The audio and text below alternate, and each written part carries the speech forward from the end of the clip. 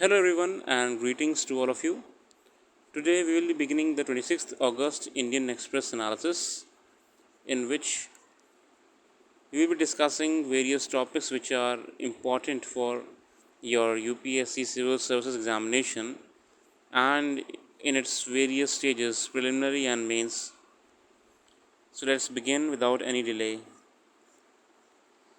Here we have the first page about the tussle between Punjab CM and Governor. Governor warns CM with case of central rule. The tussle between Punjab Raj Bhavan and the AAP government escalated Friday with the Governor Banwari Lal Purohit warning Chief Minister Bhagwat Mann that he could recommend President's rule in the state and also launch criminal proceedings if the questions he had raised in his letters were not answered. Okay, moving on to the next article. Beijing. Gap between Delhi, Beijing. China is silent on LAC pullback, repeats old stand ties. As we are all aware that in the recent BRICS meeting, which was being held in Johannesburg, uh, there were some expectations that the Indian government will do some negotiation or talks with the Chinese. Although there were talks between the both countries and their counterparts, but they were unconclusive as nothing came out of it. So now we are of the opinion that I think China will keep the LAC issue a long term game. Okay.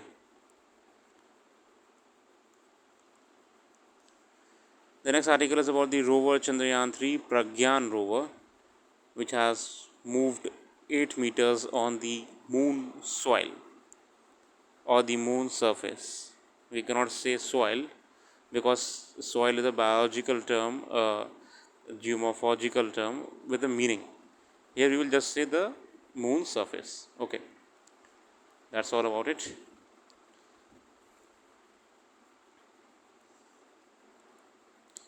Three Indians in the World Javelin Final, sons of rice coffee farmers from Odisha and Karnataka, joined Chopra. Kishore Jeena, Neeraj Chopra, and DP Manu, javelin throw winners. Very good.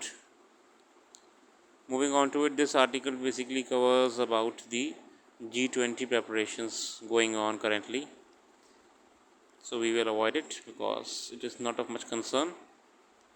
Okay, this one is about the Jharkhand Chief Minister Hemant Soren promoting the hydrogen based fuel, setting up plants. Okay, manufacturing of hydrogen internal combustion engines, battery electric vehicle systems, fuels electric vehicle systems, and fuel delivery systems. Okay, investment of 350 crores for green energy. Okay, Hemant Soren, India's first hydrogen engine industry to be established in Jharkhand to manufacture low to zero emission powertrain solutions. Very good initiative.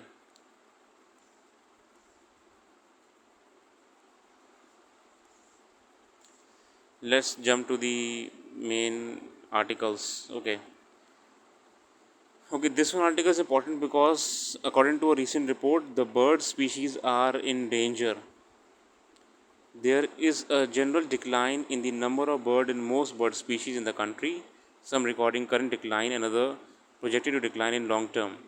The State of India's Birds 23 report also says that several bird species such as Indian peafowl, rock pigeon, Asian quail, and house crow are not healthy in both abundance and distribution. In last 20 years, Indian peafowl has expanded into high Himalayas and the rainforest of Western Ghats. It now occurs in every district in Kerala, a state where it was once extremely rare. Apart from expanding its range, it also appears to be increasing in the population density in areas where it has occurred earlier. Among the bird species that have been doing well compared to the pre 2000 baseline, the Asian quail has shown a rapid increase in the abundance of 70% with the annual concurrent increase of 2.7% per year. So we have the house crow, rock pigeon, and the Alexandrine parakeet. Released after 3 years, the reporter's assessment of distribution range Trends in the abundance and conservation status of 942 in India's 1200 bird species. Okay. State of birds: 217 species stable or increasing in the past 8 years, 204 species declining in the past 3 decades. Raptors, migratory shorebirds, and ducks have declined the most. Species such as feral, rock pigeon, Asiaprenia, Asian quail, and Indian peafowl are being doing well.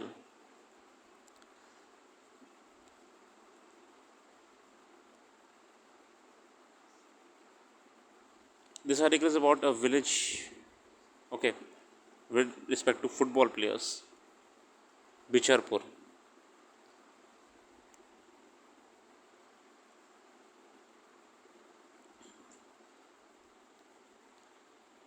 Bicharpur in Madhya Pradesh. Shahdol is a hilly district in northeastern part of Madhya Pradesh, spread over 5,000 square 610 square kilometers and a part of the Princely state of Rewa. The district is nestled between Maikal range of Satpura mountains, the foot of Kaimur range of the Vindhya mountains, and a mass of parallel hills that extend over Chota Nagpur plateau in Bihar. Of the one of the people in Shahdol district, over 44% belong to scheduled tribes like Gond, Bega, Kol, and Panika. Okay. Revised new curriculum framework. The national curriculum framework comes into effect next academic year.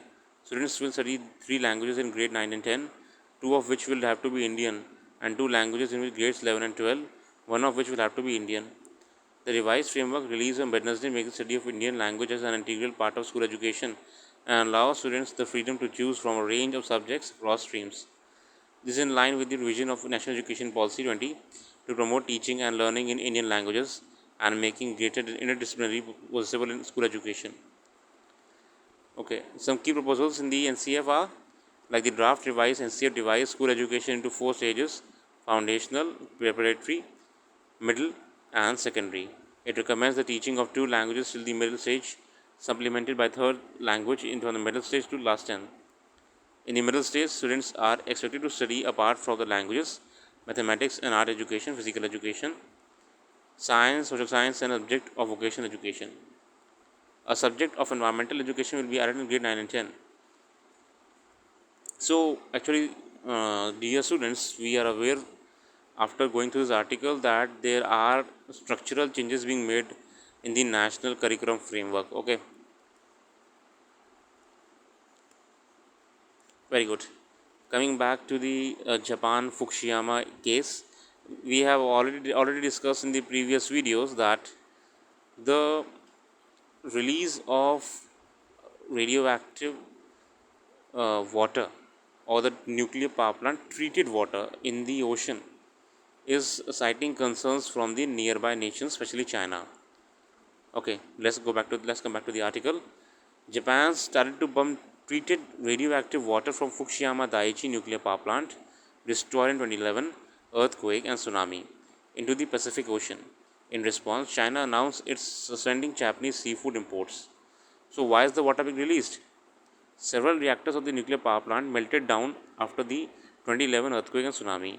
Since then, workers at the new defunct plant have been cooling the reactors by using water, which becomes contaminated. All the radioactive water, about 350 million gallons, is stored in more than 1,000 storage tanks at the site. But the tanks are nearing capacity, leading the workers to release water into the ocean after filtering it. How is the water being filtered? The TEPCO operator of the nuclear plant is using a filtration system called Advanced Liquid Processing System. The system can remove all radioactive contaminants from the water except tritium. Tritium is a form of hydrogen that covers naturally in the Earth's atmosphere and is part of water itself. So, uh, tritium is like a hydrogen, okay, and it is present in the water, so it will not be that harmful.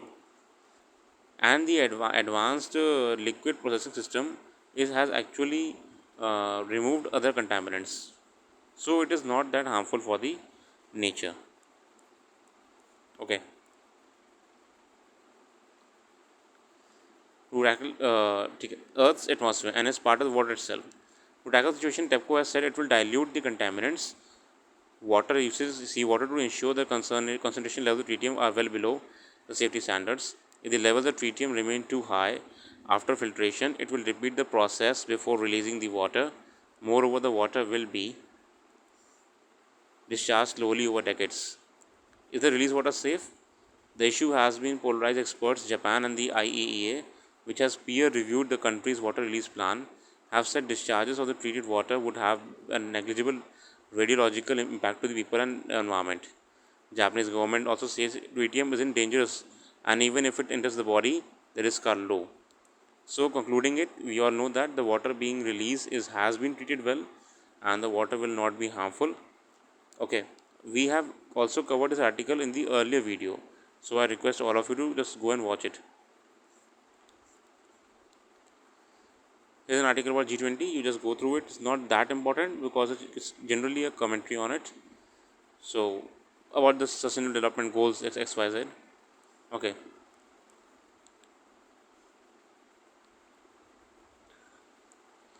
Look, now the articles of G20 will be coming every day. Okay, till this event is going on. So it doesn't mean that all the articles which are coming every day are important to you. I would suggest that you can just go and read it. Okay. Now, if you start reading all the articles every single day, then you will be suffering from the problem of having excess content that you will never process. Okay. So, having excess content which you will never process, okay, is not good. I would suggest just let these G20 events to pass by. Once they are ended, then there will be articles of conclusion. Now that articles will be important. Okay. Till the G20 summit is going on, there will be articles every day because commentary has to be made by the newspaper on the events. You just read those articles. Okay, don't just go deep in this article every day, every single day. The day G20 ends, on the very next day, the concluding articles will be important. Okay. Now, you will think that after going through even this article, there is lots of content which is important for the preparation. But the point is that such excess content will not do any good to you. Look in UPSC, every single thing looks important. Okay, now that is the problem. Just go through this article, just read them, and wait for the concluding articles once the events wind up. And ragging. This is the article about the Jadavpur University student death. So, the suspected suicide of a first year Jadavpur University student has cast the spotlight on the culture of torture and abuse that often passes off as coming to age ritual on the country campuses. The 8-year-old family has been alleged that he was addicted to ragging. The university and the police are conducting investigation, and 12 people, including Jadavpur University students and alumni, have been arrested. But it's high time the education administrators and student bodies come together to find ways to end sadistic practice that has been psychologically scarring youngsters. The excitement and entering the portals of institutions that promise social mobility is often tempered by the nervousness as an unfamiliar milieu. It's up to the universities to make up the show that this experience is not overwhelming, but they have not always been up to this task. Reports in the Jadavpur University case have highlighted that students who have long graduated continue to occupy hostel rooms and bully new entrants. So, okay, the concern with the Jadavpur University case is very alarming. The point is here that a student was subject to ragging and later he committed suicide.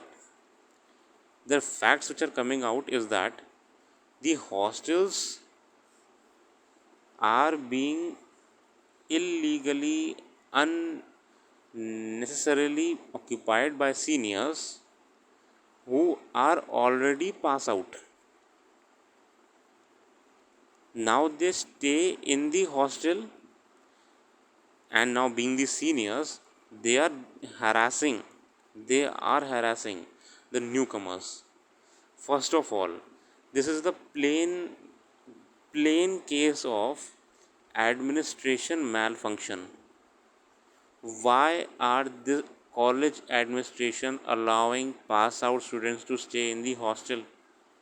Why is there no grievance mechanism to look into it?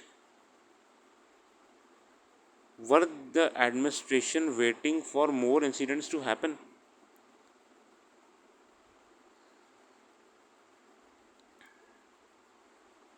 Even after two verdicts of Supreme Court in 2001, the court asked higher education institutions to set up proctoral committees and create internal mechanisms to address complaints against ragging.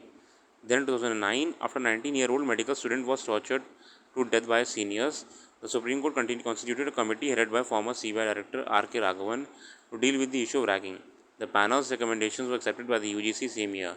The regulator asked HEIs, higher education institutions, to set up a committee comprising faculty, admins, and students, promote healthy interaction between freshers and seniors. However, the continuing case of bullying in these institutions suggests that these norms are being either not being adhered to or not being implemented effectively. The regulator has been noted that Jadavpur University's response to the query on 18-year-old student's death did not have details on the preventive measures taken to eliminate incident of ragging. So, after the investigation, it's clear that the college was not implementing proper measures. Okay, according to the RTI response, 25 students committed suicide in 2018 because they were ragged. Very sad. Okay, this article R. Pragnananda, you can go through it. He is one of the best chess players ever the world has seen. Okay, defeating the world number 2, world number 3, and bringing the world number 1 to a tie-breaking match.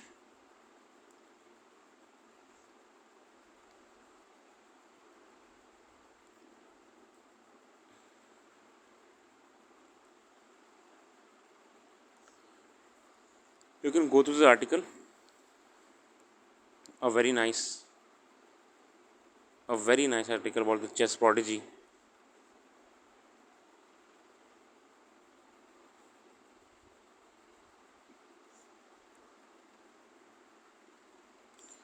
A hidden adversary. This article is about actually lead poisoning. It is important. So, as we aim to become a Arogya Bharat, a hidden adversary threatens the future of our nation. Lead poisoning, lead poisoning is a concern. Okay, lead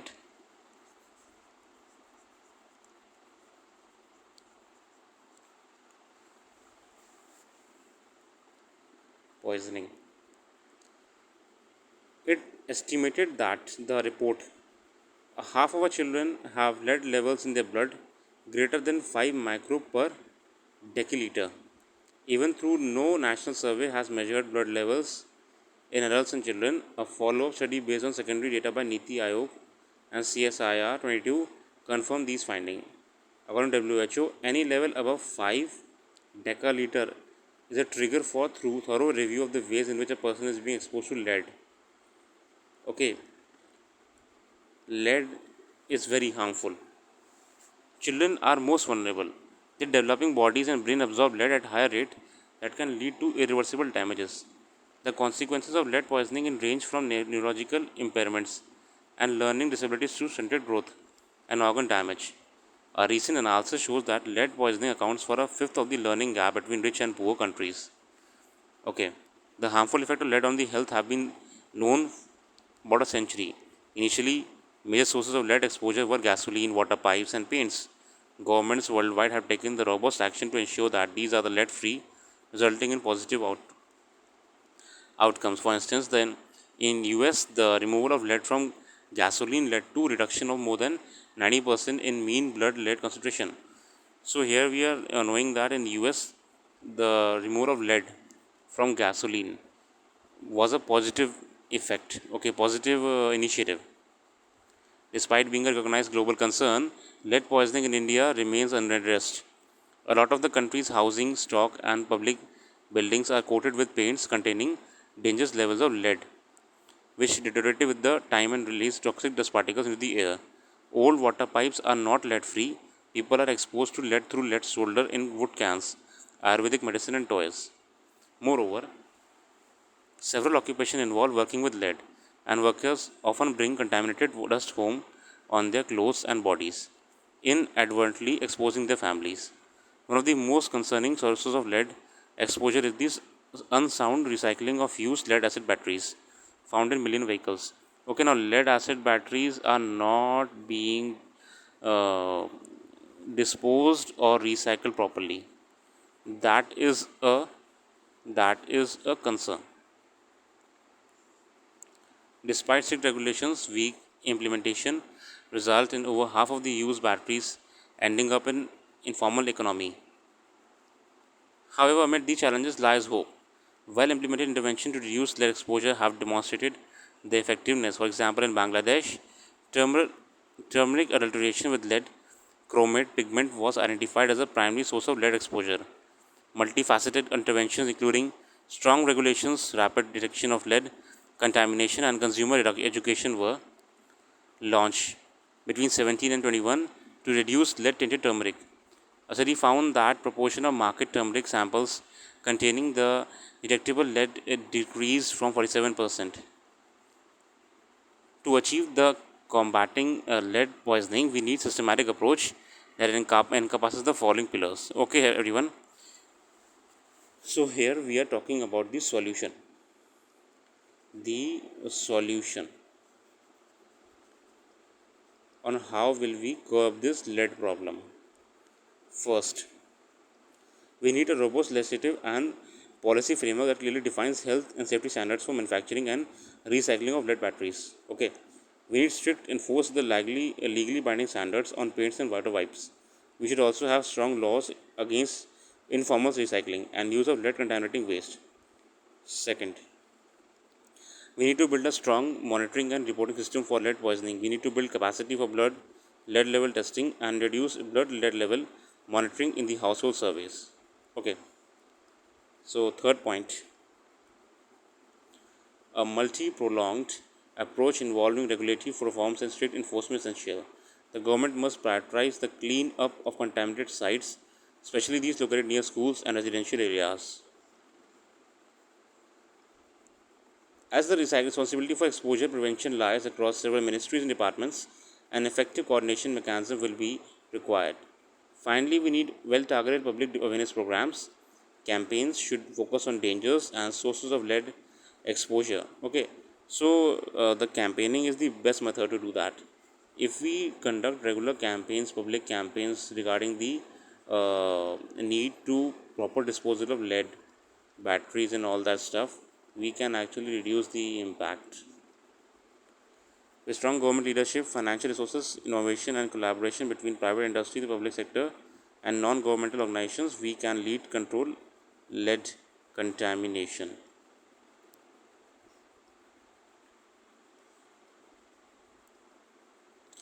Okay, this article is very good and important as well. So that's all for today. If you like this brief analysis, please share it among your fellow friends. I would also request you to regularly keep visiting our website, which is mentioned in the description box. Join us on Telegram because we will share all the PDF notes on the Telegram group. We will update all the analysis notes on the website. Both will be very helpful for you in your ongoing preparation. So that's all for today.